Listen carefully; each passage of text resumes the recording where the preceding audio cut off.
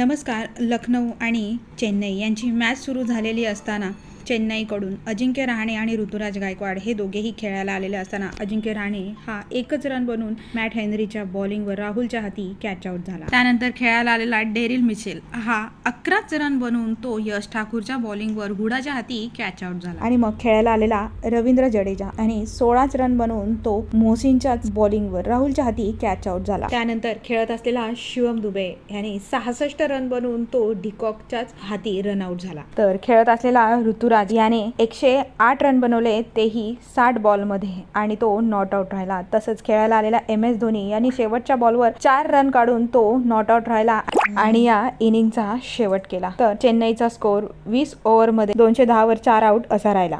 नमस्कार. लखनौ आणि चेन्नई यांची मॅच सुरू झालेली असताना चेन्नईकडून अजिंक्य रहाणे आणि ऋतुराज गायकवाड हे दोघेही खेळायला आलेले असताना अजिंक्य रहाणे